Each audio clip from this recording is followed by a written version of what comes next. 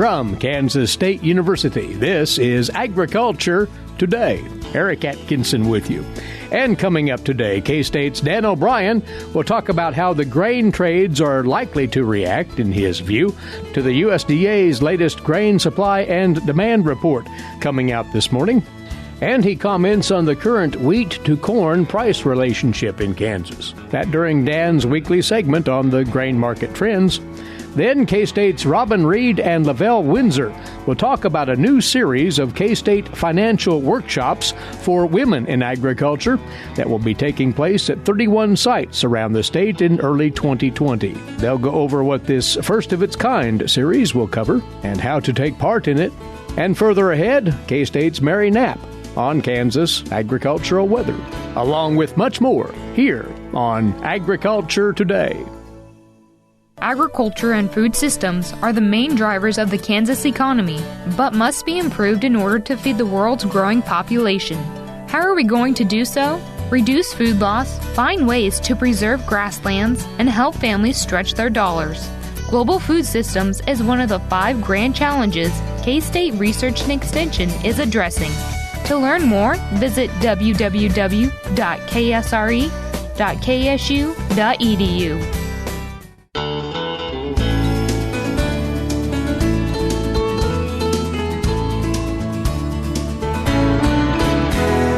Welcome once again to another Agriculture Today. As we begin on the grain market scene, an advance of the USDA's grain supply and demand report coming out within the hour, straight up 11 o'clock. Dan O'Brien is going to offer his latest pre-report comments. He is a grain market economist with K-State Research and Extension.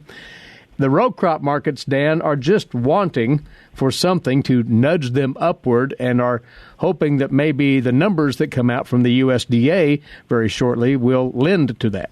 What happens on these report days are becoming the solid data source market movers. And again, we're late enough in the harvest in a lot of northern states and other places also that case can be built that we still are going to struggle to know what we have until the harvest is finally completed. The challenge is in some of those states that have such surplus amounts of topsoil moisture, and we see the pictures of combines and tractors that have broke through the top 2 inches of ice that forms in the morning up in those areas, and there's just disastrous conditions trying to harvest some of those crops. It would be the year to own tracks on combines instead of tires, I think. And I'm not just joking in saying that, right, and getting through a lot of the wet and soppy areas they're dealing with. And if you look at the states that are dragging behind yet, they still have a substantial percentage of their crops out in the field. Yes. In terms of corn harvest, of course, we pay attention first to the 3 I states, and they're not doing just wonderful. Normally, we're 88% harvested in Illinois, and as of November the 3rd, we were 58%, 77% in Indiana, 57% was where they were, basically 20% behind. Iowa, normally 72% harvested by now, 43%, and those are some of the better situations. The worst ones are up in North Dakota with 10% of their corn crop harvested, with normally 60% done. South Dakota, 27%, normally 66% harvested. Wisconsin, 21% harvested, normally 51%. And yet, in short order, we'll see a USDA yield projection and a production projection with implicitly harvested acres. So I think we feared we'd be with a very late, wet harvest with struggles to get the crop out of the field, and numbers that will be counted on by the market as pretty solid indicators of where we're going. But yet, basically nationally, we're 52% harvested, just broke over 52% in the last week. On October 27th, we were 41% harvested. We advanced 11% up to 52% here on November the 3rd by survey numbers. And we're normally 75%. So we're 23% behind and not looking at soils that are going to rapidly dry out so we can get the rest. So we'll see what this USDA projection is. And the market basically, market analysts are, on the one hand, they have what they think the final USDA number will be when we get to January and beyond. versus what the USDA is going to say now. Right. They're estimating, whereas the USDA projected 168.4 bushels per acre for the U.S. corn production in the October report, they're thinking that'll be down about a bushel, down to about 167.3. But is that where they think it'll finally end up at? Right. The challenge is that the market takes those numbers, responds to them, dials them into the supply-demand balance sheet, and in an effort to just deal with the uncertainty of it all. And so it has tended to surely be a moderating influence on at least the corn market as we've come through the last few months. But that really gets at the core question, and it's a legitimate one. How much stock will the trades actually put into those numbers, given that so much of the crop remains in the field as of November the 1st? These numbers, how much clout will they actually carry? I think the psychology of this, of course, is inscrutable to find out. All we know is what their bids are. But we had a low in the market in the first half of September. Say for the D's corn contract, got down to about 352, 353, had ran up about one day at the end of September, early October, up to peaking over $4, and since then has sort of declined down to just about right in the middle, down to about 375 and a quarter on yesterday's close. So the market has sort of receded. I think part of what's going on, at least in the corn market, and that's not the only market we're concerned about, but in the corn market, we've had really slow exports and some questions about the profitability of ethanol production. So the demand side hasn't been keeping up a drumbeat of steady demand pull at all. So in the midst of waiting to see what the final numbers eventually are, we haven't had demand stepping in and driving today, and with that, we've just seen things weaken. I would say also harvested acres are surely a big part of this. The USDA's projection in October was 81.8 million acres harvested. For corn, 81.3 is the projection that the analysts are thinking of. And again, that number, with all the mud and boggy conditions that we have around the country, that's also a big number to deal with as we head off into not just this report, but on into January and beyond. And really, I don't want to not mention what's going on in soybeans. We also are behind on soybeans, but in a relative manner, about half as much.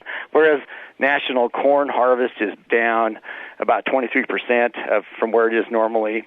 For soybean harvest, normally we're 87% harvested at about this date. Now we're about 75%. And some of those same states have slow harvest problems, but the worst case in North Dakota, they're 56% harvested on their beans, normally 95. South Dakota, 82% harvested, normally 96. So we're delayed in a number of areas for soybeans, but not as bad as for corn. Yet soybeans sitting out in the field, with the potential what can happen to pods as they get wet and all, that's no cakewalk in terms of making sure you don't have crop losses from that. In fact, here in Kansas, the western part of the state where my office is at, we have a lot of concerns, a lot of reports of ear droppage, et cetera, from winds and other tough weather that the crop has faced. And I can't imagine that we're not seeing situations somewhat like that up in those other areas where, we only have 10, 15% of the crop even out of the field. So I guess I'm just too much of a pragmatic in-the-field person to not think that there are some problems out there that aren't just easily quantified by trend lines on crop conditions. And, we'll be able to harvest this. I really wonder how we're going to get what problems that farmers will have had to have dealt with to pull the corn and soybean crops out of the field here in 2019. On the demand side, and Dan, you touched upon this, none of the grain complexes are getting much help to any extent from export sales. That said, when one looks at the wheat market, it's as friendly, if you will, as anything out there. Yes, the U.S. projected wheat exports for the week ending, last week in October, 15 million bushels, need a pace of about 18.5 meet the USDA's projection, but given where we've been in recent weeks, that's not too bad. For hard red, about 5.7 million bushels of actual shipments in that same week at the end of October. 7.3 is what we need. But when you factor in what's bought ahead versus how far we are through the marketing year, we've got about 50% of the USDA's projection of about 950 million bushels actually bought, either shipped or bought, and we're 42% of the way through the marketing year. So that's good news, and it's even a little bit more positive for hard red winter wheat. We're about 53% of the way to the USDA's goal, and we're only 42% of the way through the year in terms of shipments and what we bought ahead. So we've been looking at factors that have been strengthening the hard red winter wheat basis here in Kansas in a number of areas, and this is surely one of them.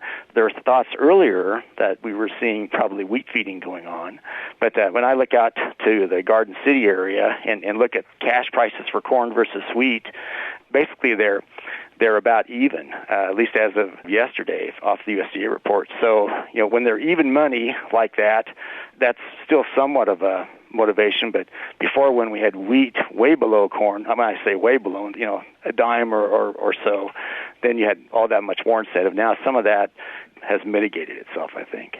Dan, a quick concluding note here on the financial markets broadly. They're in rally mode, you'd have to say, and one of the factors there, the prospect for lower interest rates, which, of course, would speak to our export successes. Yes. The stock market moved, I believe, to record highs on those announcements, and so that's to the positive side. And again, discussions of positive movement on trade negotiations between the U.S. and other major trading partners. So that's to the positive side. Now, when you look on yesterday's closes for the U.S. dollar, whereas normally if interest rates are down, you would wonder where the dollar would be going, and generally you see a weakening of that. Well, I think that the broad optimism about the U.S. economy has held the dollar up. So in the long run, I think lower interest rates lead to a lower dollar, and that would help ag trade. But in the short run here, you have this optimism about the U.S. economy that is coming in as a result of those Fed announcements, and at least with the anticipated lowering of the U.S. dollar, which would help wheat exports in particular, but all exports of U.S. ag products, that hasn't come to bear yet. We'll see what happens in coming weeks and months. Dan, thanks for the comments right here, as always. Thanks, Eric. Take care. Dan O'Brien with us, grain market economist, K-State Research and Extension. As you know, Dan is based in Colby, northwest Kansas. We'll be back with more on Agriculture Today. Stay with us. Hamburgers, roast, ribs, steak, or whatever you prefer. Beef, it's what's for dinner. Kansas cattle farmers produce 7.5 million head of cattle per year. It takes about 7 tablespoons of peanut butter to get the same amount of protein in 1 serving of lean beef. Support your local Kansas farmers and ranchers. Eat beef. This message was brought to you by the K-State Animal Sciences Leadership Academy participants.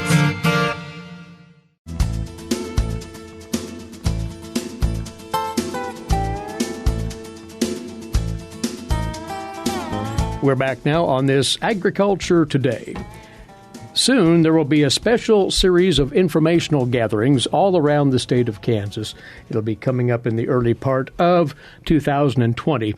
And these are geared toward developing financial skills on the part of women in Kansas agriculture. It's going to be a quite interesting event because there will be multiple sites around the state at which this will be conducted. And 2 of those who are responsible for organizing these are with us now from the Agricultural Economics Department at K-State, Robin Reid, agricultural economist, and LaVell Windsor, who is the senior analyst with the Farm Analyst Program out of K-State. So, Robin, what inspired this series, which by title is Farm Financial Skills for Kansas Women in Agriculture? Well, Eric, we see a definite need out there. As everybody knows, we are in a downturn in the farm economy right now, and managing farm finances is really important at all times, but especially now, the last few years and the years going forward, that we're going to be struggling in this lower commodity price slump. So we wanted to offer an opportunity for farm women to really get some training on farm financials and how this fits into their own operation and what they can do to monitor their financials and be proactive at knowing where their operation is at and planning going forward of how to make their operation successful. Now, when folks hear about this, they might think it's aligned with the Women Managing the Farm Conference, which has been around for a couple of decades now. But, LaVell, this is a different effort, right? Yes, that's right. The Women Managing the Farm is a statewide conference that is held in February in Manhattan.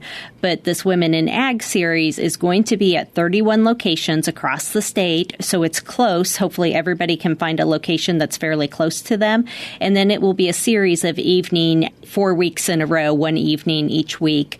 And so hopefully the ladies can come together. They'll have a meal and then the financial information and a local topic. Hopefully, maybe they even kind of create a little bit of networking among their smaller local group. And before we talk of the material that will be covered in more specifics here, on the structure of this will be a combination of long-distance outreach, Robin, as well as local speakers then, correct? Yeah, so it's going to be kind of a unique format in that, as LaVell said, it's going to be 4 nights, 4 weeks in a row. So it'll be a Wednesday night starting January 15th. 22nd, 29th, and then February 5th. We'll start at 5:30 with a dinner and then do the program till about 8:30. And as LaVell said, that program is a mixture of us as keynote speakers being broadcasted from campus to each of our 31 locations. And then just so we have more hands-on activity and implementation of what the participants are learning, there'll be facilitators that'll be doing a hands-on activity at each location. And then, as LaVell mentioned, there'll be some local topics and local speakers that will not be broadcasted.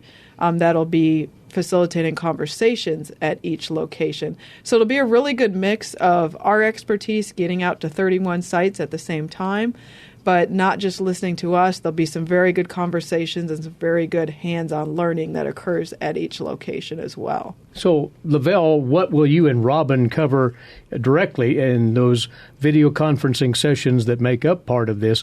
What financial topics will you be tackling?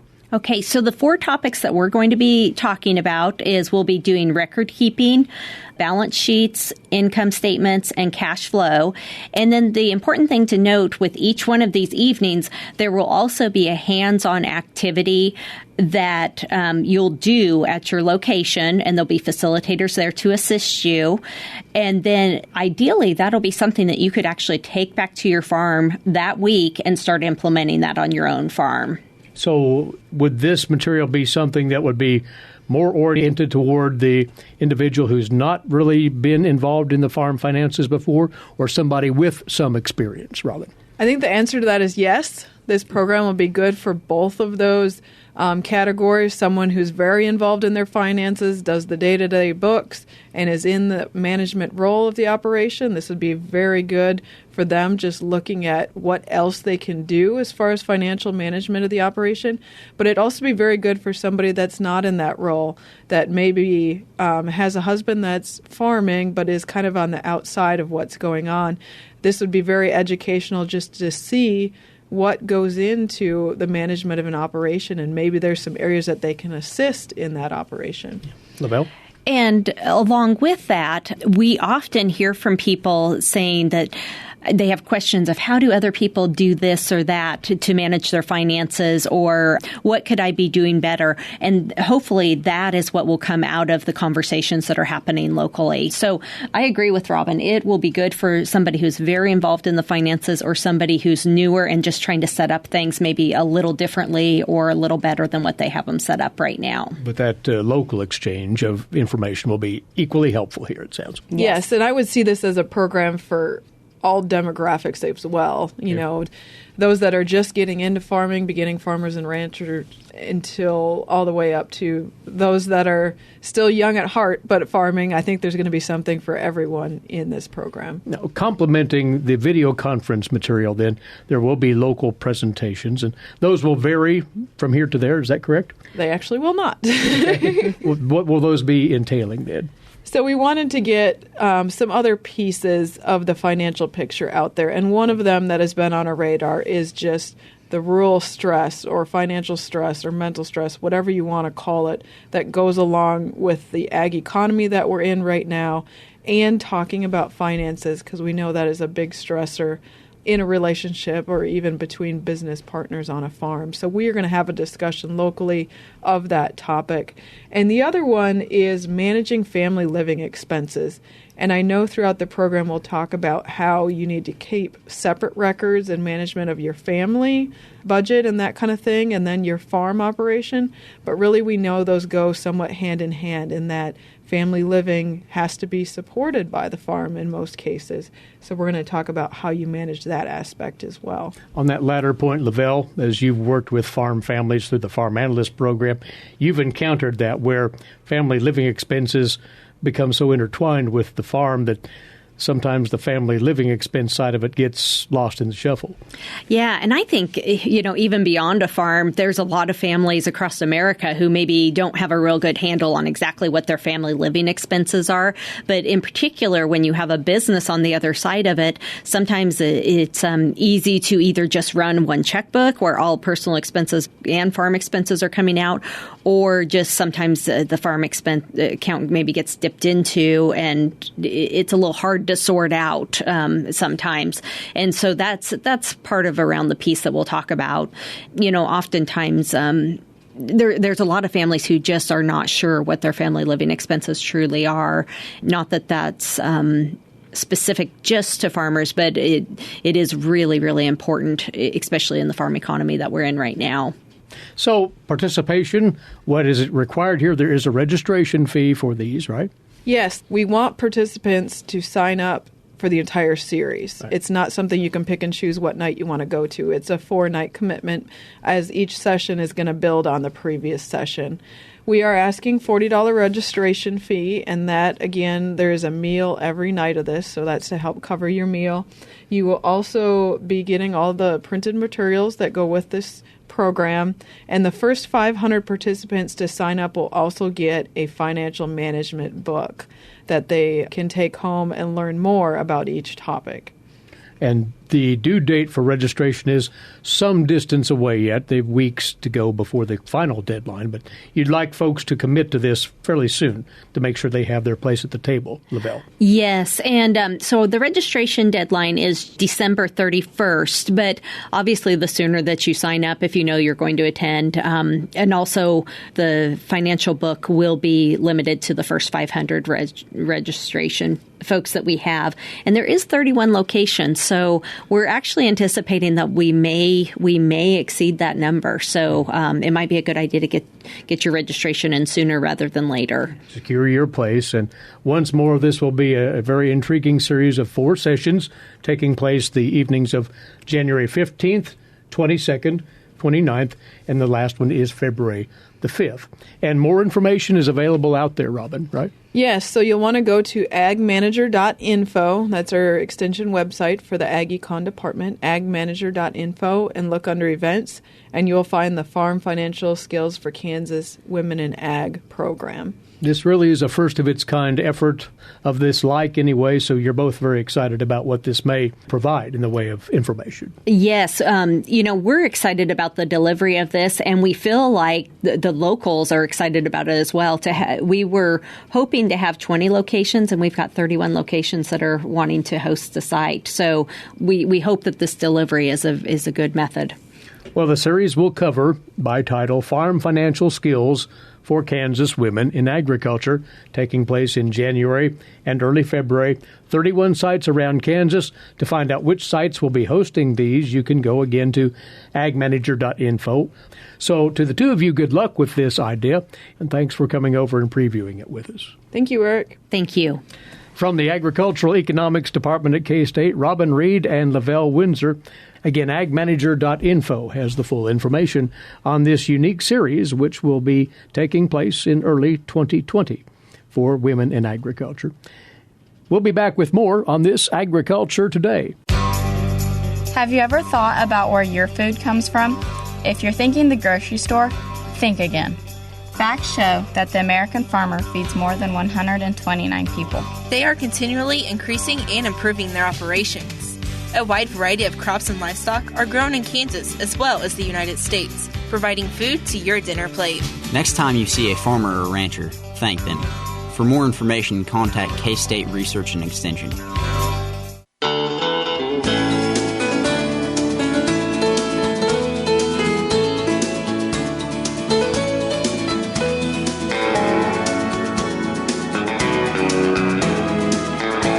Broadcasting from the campus of Kansas State University, this is Agriculture Today.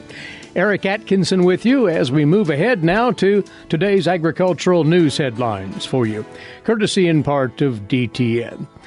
The National Pork Producers Council is starting another campaign to get Congress to pass the U.S.-Mexico-Canada trade agreement before the end of the year.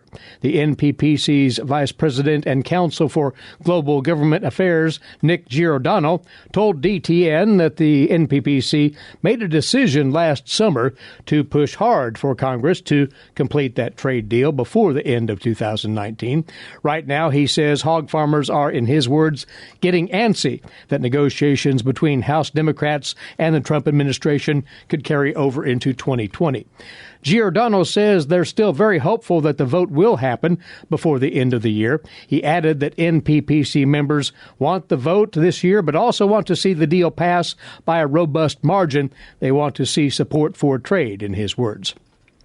Now, the talks continue both internally and internationally as Democrat leaders seek more assurances on labor and environmental enforcement, especially in Mexico.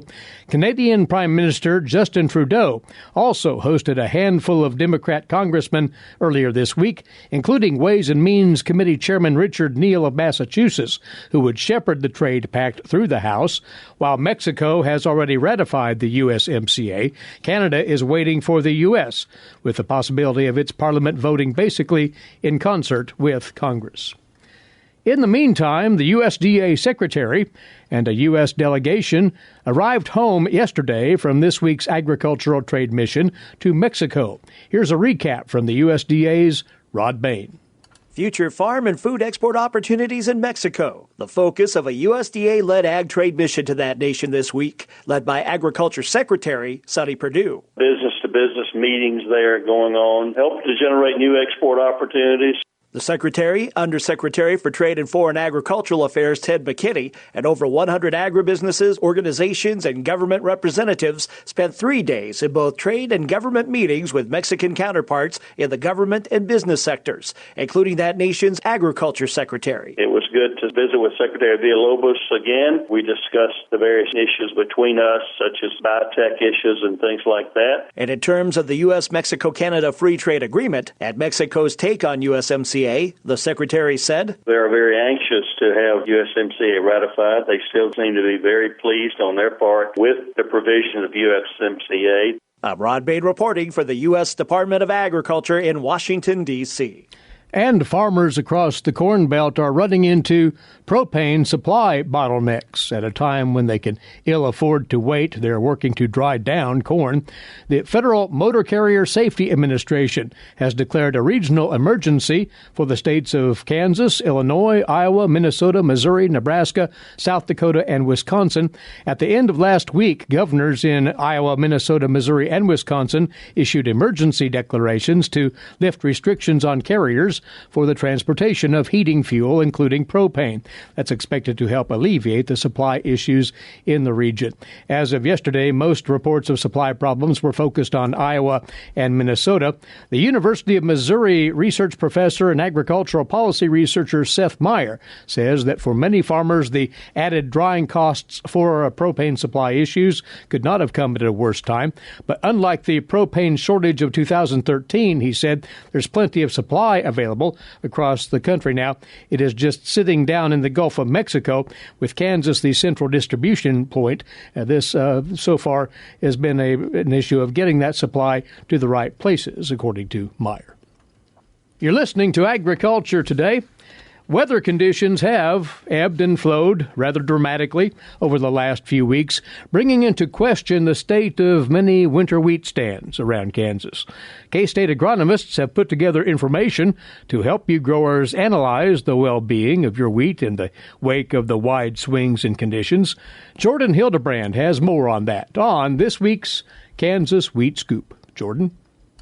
Mother Nature has decided to swing around from season to season with no rhyme or reason over the last few weeks, and that ever-changing weather pattern may have some effects on Kansas wheat. K-State Research and Extension Agronomy's e-update has the latest information on the rapidly changing seasons, management adjustments for late-planted wheat, and replanting considerations to help your 2020 harvest get off on the right foot. According to the e-update, the sudden, sharp drop in temperatures across Kansas observed in late October 2019 could have varying consequences to the wheat crop, ranging from no impact to some injury in particular fields. The actual consequences of this temperature drop should be field-specific, depending on the region within the state and several other factors. The snowfall amount and moisture level in the topsoil will be important to help buffer possible injuries resulting from cold temperatures. Topsoil moisture is variable across the state, with topsoil's percent of saturation ranging from 17% in Garden City to 93 to 98% in southeast Kansas. Where the soil is dry, it will result in a lower thermal buffer capacity compared to a moist soil,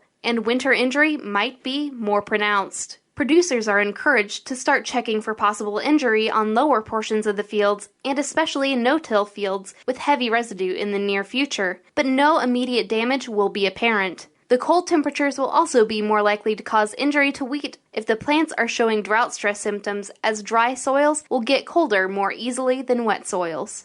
On the other hand, if you have experienced a delay in planting this year, there are management adjustments that can be made to try to compensate for the consequences of late planting. These adjustments include increasing seeding rates, maintaining the optimal planting depth, 1 to 1.5 inches deep, placing starter phosphorus fertilizer with the seed, using fungicide seed treatment or planting certified seed, and variety selection. As wheat growers evaluate their wheat stand, some may be considering replanting fields yet this fall. In some cases, the emergence might be spotty, with lower areas in the field presenting the worst stand establishment. These low-lying areas are typically not as well drained, which creates conditions that cause poor emergence. Other fields might have experienced heavy rains after planting, causing soil crusting and preventing the plant from breaking through the soil surface. If the plant stays underground for more than a week or so, it will start losing viability. At that point, the producer will need to consider replanting. When deciding whether to replant wheat fields, it is helpful to consider these factors: stand uniformity, percent stand compared to target stand, replanting date, weed control, and insurance cutoff date. Please visit the K-State Research and Extension Agronomy's e-updates to learn about these topics and more. A link to these e-updates can be found at kansaswheat.org. For Kansas Wheat, I'm Jordan Hildebrand. Thanks, Jordan. And indeed, we'll have a look at the Kansas agricultural weather outlook next on Agriculture Today. Legal and financial concerns surround the day-to-day management of the agricultural industry. Producers, ag creditors, and USDA agencies rely on Kansas Agricultural Mediation Services. If you've received an adverse decision from the USDA or have an ag credit concern, call today, 800-321-3276, or visit us online, Kansas Agricultural Mediation Services, exploring options, generating solutions.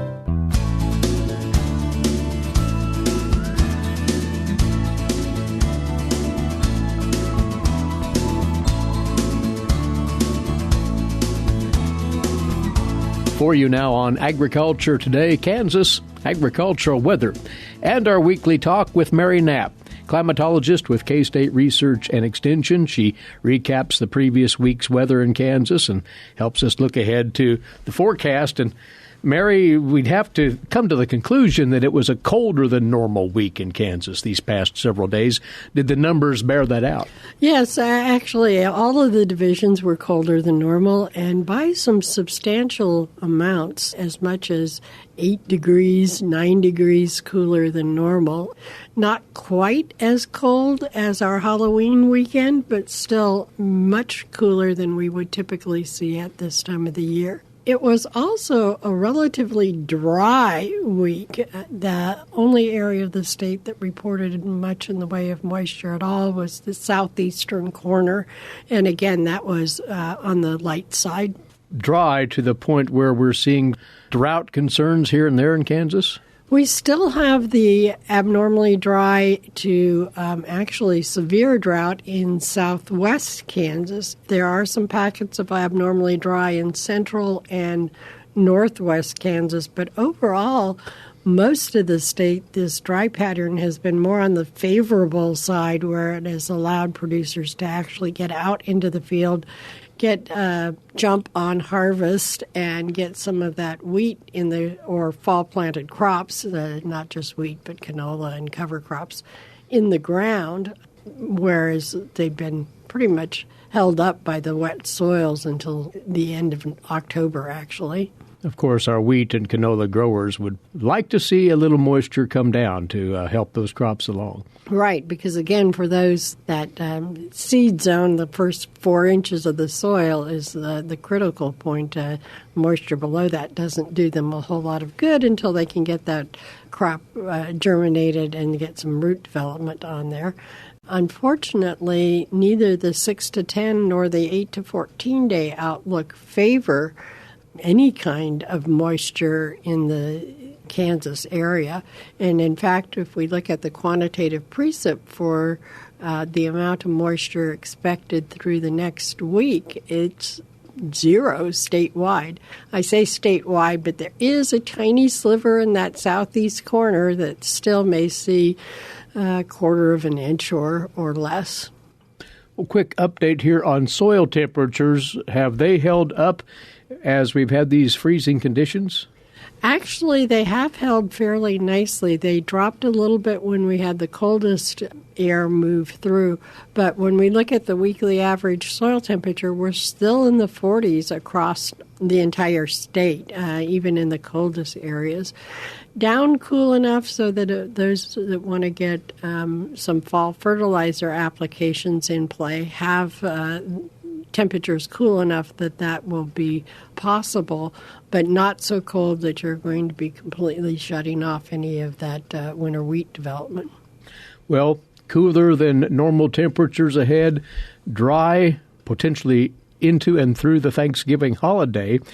This, we need to mention, creates conditions that are just ripe for wildland fire danger out there in Kansas. We've seen that activity already this past week, and things are set up for even more of it, unfortunately. Right. The big problem is that we had a very wet summer, and that meant a lot of vegetative growth, so there is a lot of fuel out there.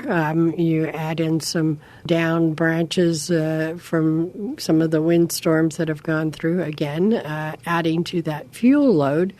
The dry weather that we've had for the last couple of weeks has put that down into readily ignitable fuel load. The problem that we'll be facing with the next couple of weeks is that we will have these frontal systems come through. Those will tend to bring very strong winds. It could be a rapid shift in wind direction along with those strong winds. And it will also bring very low humidity levels. So those factors, the fuel, the wind, and the low humidity, will mean that fires can start fairly readily and will move very rapidly. So take all precautions. And just to add to that, the upland game bird hunting season opens this weekend in Kansas, starting tomorrow. And so all of you pheasant and quail hunters, do be extra cautious as you enjoy your hunt. Don't spoil that experience by accidentally sparking a wildfire. And lastly here, and we won't dwell on this a great deal, but there's been some chatter about an El Nino in 2020. But that bears clarification, you say, Mary. Well, there's a couple of things that they're discussing on the El Nino front. When we look at a traditional El Nino, the analysts are looking at the central Pacific, right along the equator, and looking for those warmer than normal sea surface temperatures and the accompanying wind patterns that go with it. One of the things that's rising to the top of the discussion is what's known as a Molokai El Nino. And what that is a warmer than normal pocket of Pacific surface temperatures, but not along the central equator, more in the eastern Pacific on the northern stretches, I think just to the southwest of Alaska. The implication from that is that it changes the positioning of the northern jet stream and produces a bit of a kink in that. That, in turn, translates to a ridge in the western U.S. and a pattern of these frontal systems moving through the Central Plains or the Great Lakes, bringing Arctic air with it. So if this holds true and it further strengthens, that means the kind of frontal systems that we had for Halloween could be a little bit bigger feature in our winter outlooks. One point to keep in mind with these Arctic fronts is they tend to bring a much drier air mass, and that means that a little bit less chance for any productive moisture out of that. You get the wind shift, you get the temperature plunge, but you don't get much in the way of moisture. So make that distinction as you look ahead to all of that talk about an El Nino. It's a different critter than what we're used to, at least this past year, with all the moisture. Mary, thanks once again. We'll welcome you back in next Friday. Thanks, Eric. That's Mary Knapp, climatologist, K-State Research and Extension. And we hope you'll be back with us on Monday right here. In the meantime, a good weekend to you. Eric Atkinson here for Agriculture Today. This is the K-State Radio Network.